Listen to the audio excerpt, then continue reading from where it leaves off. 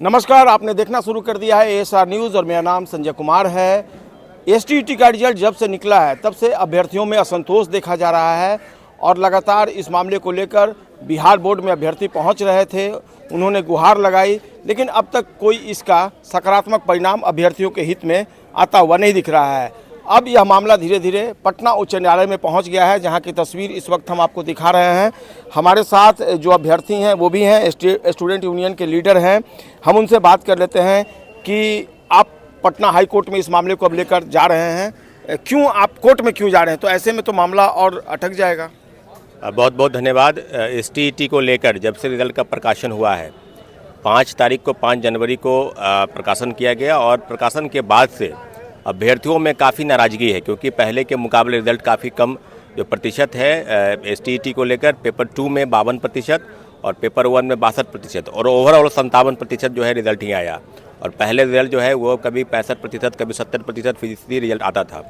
तो अभ्यर्थियों का कहना है कि जो गलती हुई बीएसईबी से, क्योंकि कई ऐसे प्रश्न थे इसको गलत उत्तर बताया गया, जिसमें physics, commerce, political science, Urdu, computer, music कई विषय थे और छिटपुट 7-8 प्रश्न तो है, तो कई विषयों के थे, टोटल 45 विषय। लेकिन अभ्यर्थियों की लगातार 6 तारीख 7 तारीख से हमको लगता है कोई ऐसा दिन नहीं होगा जिसमें 200, 300, 250 आदमी जो है अभ्यर्थी जो है आवेदन नहीं जमा किए। तो हम वही पूछना चाहते हैं कि जो बीएसईबी के चेयरमैन हैं कि अगर अभ्यर्थियों के बीच में जो नाराजगी है उस पर तो आप खंडन करेंगे, अभ्यर्थियों द्वारा दिए गए आवेदन पर भी तो कुछ आप विचार करेंगे। आपका डेलीगेशन मिला था बिहार बोर्ड के जो अध्यक्ष चेयरमैन, उनसे मिला था कोई डेलीगेशन? नहीं, अब डेलीगेशन से मुलाकात नहीं हुई थी, लेकिन आवेदन वहां दिए गए, सेक्रेटरी को भी सौंपे गए और जितने भी आवेदन है मुझे लगता है कि आज भी कई संख्या में अभ्यर्थी वहां पहुंचे हैं। कितने अभ्यर्थियों ने प्रोटेस्ट किया था? मुझे लगता है हर दिन 6 तारीख 7 तारीख 8 तारीख हमको लगता है हर दिन जो है कभी 250, कभी 200, कभी 100 रोज अभ्यर्थी वहां जा रहे हैं। पूरे बिहार से अलग अलग जिलों से आते हैं और वहां जाकर आवेदन देते हैं। उनको ऐसा लगता है कि TRE 4 जो चौथे फेज की बहाली है उसमें हमको बैठने का मौका मिले। जो गलती हुई, अब देखिए 0.10, 0.20, माने आप समझिए आधा नंबर से भी कम ऐसे अभ्यर्थियों की संख्या मुझे लगता है कि 5000 7000 ऐसे अभ्यर्थी हैं। 1 नंबर 2 नंबर की संख्या अगर देखा जाए तो बहुत बड़ी संख्या में हो जाएगी।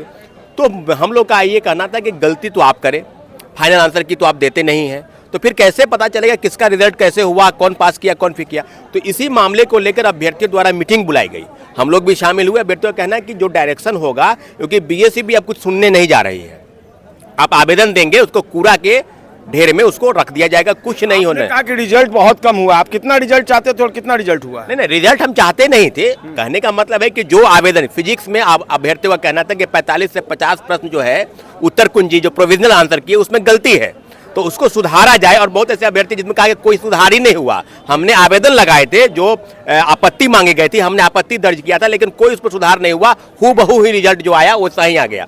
तो अब अभ्यर्थियों का कहना है कि जब बीएसईबी कुछ नहीं सुनेगी, सरकार ऐसे भी एसटीईटी कराने के पक्ष में नहीं थी, बड़ी आंदोलन हुआ, फिर एसटीईटी हुआ, तो अब दूसरा रास्ता क्या बचता है? तो एक डायरेक्शन है कि रीट फाइल किया जाए, कोर्ट में माननीय उच्च न्यायालय के शरण में जाया जाए। तो हम लोग कोर्ट के शरण में हैं और उम्मीद है, क्योंकि जब बीएसईबी नहीं सुनेगी, आवेदन इतने रोज आवेदन पढ़ रहे हैं, उस पर कोई विचार नहीं हो रहा, तो अभ्यर्थियों द्वारा ये कहा जा रहा है क्योंकि TRE 4 ये अंतिम हो सके, अंतिम बहाली है, तो TRE 4 में एसटीईटी को लेकर जो भी गलती हुई है, नॉर्मलाइजेशन को लेकर और ग्रेस मार्क्स के प्रावधान है नहीं है, इन सब विवादों को लेकर हम लोग एक रीट याचिका दायर कर रहे हैं।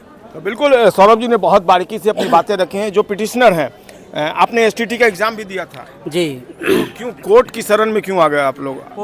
कोर्ट के शरण में इसलिए आए सर कि मेरे सब्जेक्ट पॉलिटिकल साइंस हुआ सर, उसमें 19 क्वेश्चन गलत था, जिसमें हमने 7 क्वेश्चन पर आपत्ति की है, लेकिन उसका गलत ही आंसर दे करके रिजल्ट को प्रकाशित बिहार बोर्ड आपके दावे को मानने के लिए तैयार नहीं माना और उसी गलत क्वेश्चन पर दे दिया रिजल्ट, उल्टे पीछे 6 नंबर से नीचे कर दिया गया, रिजल्ट खराब कर दिया गया, अनक्वालिफाई कर दिया गया।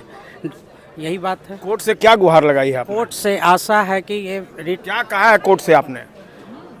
हम लोग कोर्ट के पास शरण लिए कि आवेदन दे करके और वहाँ भी BSc का इंस्ट्रक्ट किया जाए, यही बात है। क्या नाम है आपका? मेरा नाम रवि कुमार हुआ, मैं सीतामढ़ी। रवि कुमार है और पिटिशनर है, एक और पिटिशनर है और अभ्यर्थी भी थे आप? जी।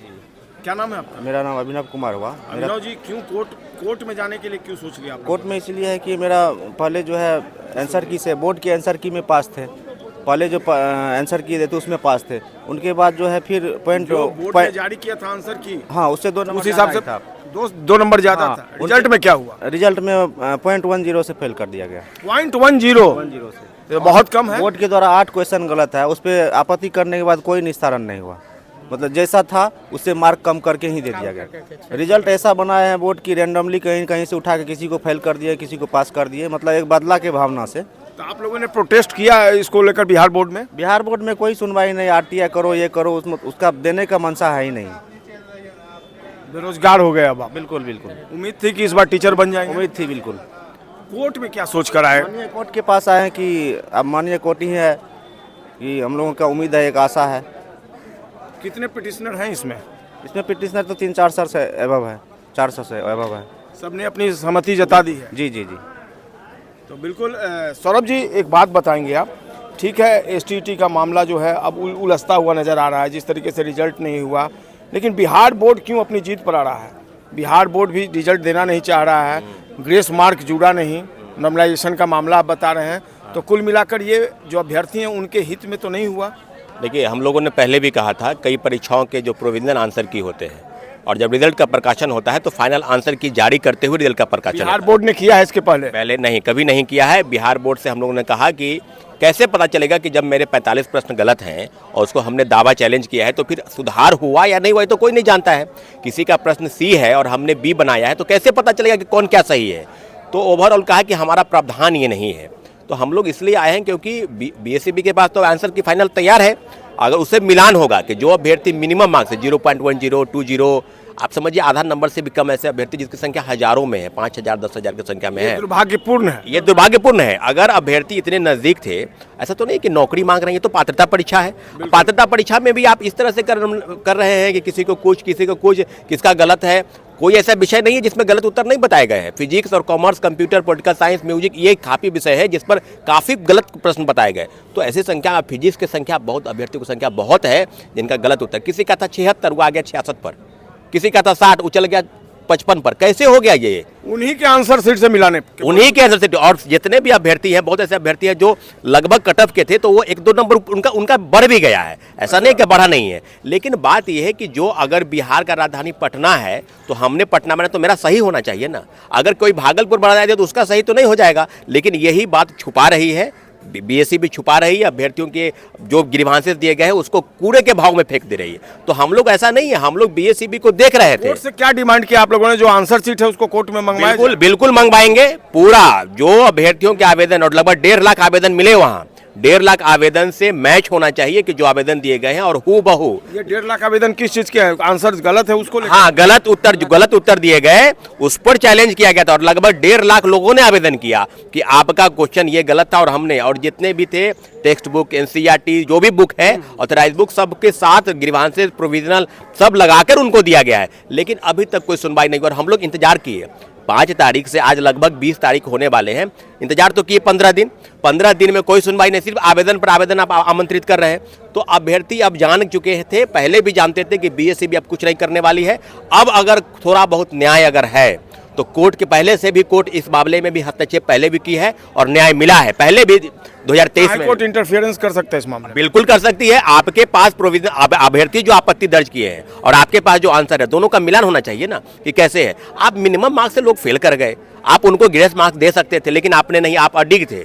तो हम लोग यही कहकर कोर्ट आए हैं। अभ्यर्थियों की आवाज को हमने सही कहा है कि कोर्ट अंतिम विकल्प है। इनक्लोजर्स में क्या दिया आप लोगों? इनक्लोजर में सारे डॉक्यूमेंट्स हैं, जो एविडेंस है, जो अभ्यर्थियों के आरोप हैं, जो गलती हुई है, सब दिए गए हैं। और बहुत बारीकी से हम लोग कोर्ट में हैं, लॉयर के माध्यम से याचिका दायर हो चुकी है। अब सारी चीजें जो है दायर कर दी आप लोगों ने? दायर कर दिया गया है। अब लॉयर साहब और बढ़िया तरीके से उसको करेंगे कोर्ट में, क्योंकि जो भी बिहार विद्यालय परीक्षा समिति या BSEB और BPSC और बिहार सरकार शिक्षा विभाग, इन सब को कहीं ना कहीं पार्टी तो बनाया जाए, कहीं ना कहीं गलती तो आप लोग की तरफ से है।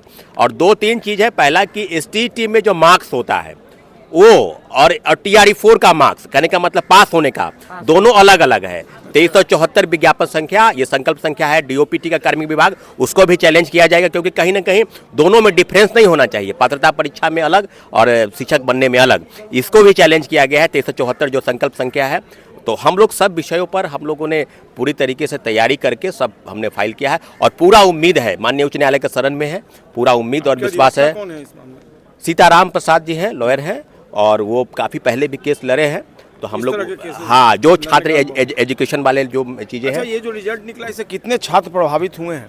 लगभग 2,57,000 पास कर गए हैं और लगभग 1,98,000 लगभग फेल कर गए हैं। जो रिजल्ट से संतुष्ट नहीं है, जो रिजल्ट से संतुष्ट, लेकिन उसकी संख्या जो है अभी जिस प्रकार से रिजल्ट है उसकी संख्या कम से कम अगर होगी तो 50,000 ऐसे स्टूडेंट होंगे जो मिनिमम आधा नंबर, 1 नंबर, 2 नंबर, ऐसे संख्या 50,000 के आसपास होगी। तो बिल्कुल इस मामले में जो अधिवक्ता हैं हम उनसे भी बात कर लेते हैं और यही दोनों पिटिशनर हैं और जिन्होंने इस पूरे मामले को लेकर पटना उच्च न्यायालय में गुहार लगाई है। और सौरभ जी हैं, स्टूडेंट यूनियन लीडर हैं और काफ़ी लड़ाई लड़ी है इन लोगों ने, किस तरीके से एग्ज़ाम में नंबर ऑफ़ सीट्स बढ़ाया जाए, तमाम बातों को लेकर ये जब सड़कों पर उतरे उसके बाद सरकार ने इनकी बात सुनी और आखिरकार जो STT एग्ज़ाम है वो कंडक्ट करवाया गया। लेकिन जब रिजल्ट निकला है तो उससे न तो अभ्यर्थी खुश हैं, न ही स्टूडेंट यूनियन के लीडर खुश हैं। इस मामले में अधिवक्ता जो हैं उनका क्या कहना है, आइए उनकी बात सुनते हैं। पटना उच्च न्यायालय में पहुंच गया है जी। क्या आपने जो अभ्यर्थियों के ग्रीवांसेस थे उसको किस रूप में रखा है पटना उच्च न्यायालय में? देखिए, इसमें बहुत सारे ग्रीवांसेस लोगों को, जैसे क्वेश्चन उन्होंने रॉन्ग चूज करा था, आंसर भी रॉन्ग चूज करा था, सारा गलती उन्हीं का था। लेकिन मार्क्स बिहार बोर्ड का, लेकिन मार्क्स स्टूडेंट को नहीं दिया गया।